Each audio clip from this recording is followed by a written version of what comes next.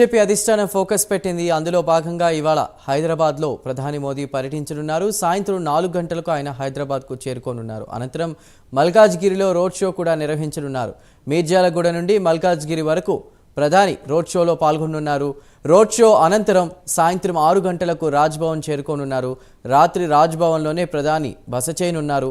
ఇక రేపు హైదరాబాద్ నుంచి బయలుదేరి నాగర్ కర్నూల్ చేరుకోనున్నారు. పూర్తి సమాచారాన్ని మా ప్రతినిధి నాగేంద్ర లైవ్ ద్వారా అందించడానికి సిద్ధంగా ఉన్నారు.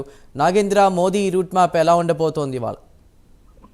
Thank you Sandhu. తెలంగాణ రాష్ట్రాన్ని బీజేపీ అధిష్టానం చాలా సీరియస్ గా తీసుకుందని చెప్పాలి. ఎందుకంటే ఒకవైపు పార్లమెంట్ ఎన్నికలు సమీపిస్తున్నటువంటి సమయంలో 17 పార్లమెంట్ నియోజకవర్గాల్లో అత్యధికంగా టార్గెట్ 12 సీట్లను పెట్టుకుని బీజేపీ అధిష్టానం దిగుతున్నటువంటి పరిస్థితి ఉంది. దానిలో భాగంగానే ప్రస్తుతం అగ్రనేతలంతా కూడా తెలంగాణలో ఎన్నికల ప్రచారాన్ని ముమ్మరం చేశారు. దాంట్లో భాగంగా ప్రధాని మోడీ 2 రోజుల పాటు తెలంగాణలో పర్యటించబోతున్నారు. ఈ రోజు సాయంత్రం 4:45 నిమిషాలకి బేగంపేట విమానాశ్రయానికి ప్రత్యేక విమానంలో మోడీ చేరుకుంటారు. చేరుకున్న తర్వాత 5:15 నిమిషాల నుంచి 6:15 నిమిషాల వరకు కూడా మోడీ మల్కాజ్గిరిలో ఉన్నటువంటి భారీ రోడ్ షోని నిర్వహించబోతున్నారు.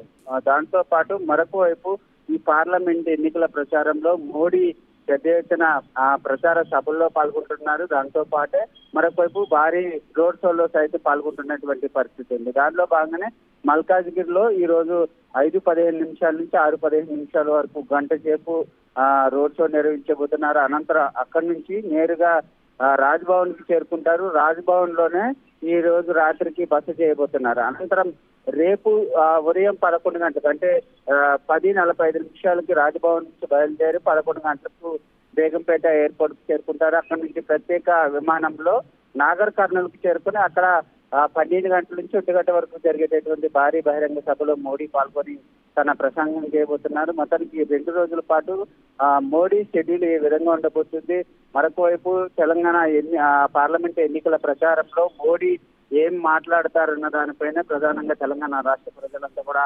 ఆసక్తిగా ఎదురు చూస్తున్నటువంటి పరిస్థితి అయితే కనిపిస్తుంది. ఎందుకంటే ఒకవైపు ఇప్పటికే కాంగ్రెస్, మరొకవైపు బీఆర్ఎస్ రెండు కూడా ధీటుగా పార్లమెంట్ ఎన్నికల ప్రచారంలో ముందుకెళ్తున్నటువంటి నేపథ్యంలో మోడీ ఎన్నికల ప్రచారంలో ఏం ప్రసంగం చేయబోతున్నారో, తెలంగాణ రాష్ట్రానికి ఏం హామీలు ఇవ్వబోతున్నారన్న దానిపైన ప్రధానంగా ఆసక్తి నెలకొందని చెప్పాలి.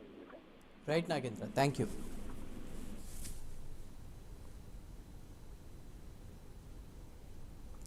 నిడదవోలు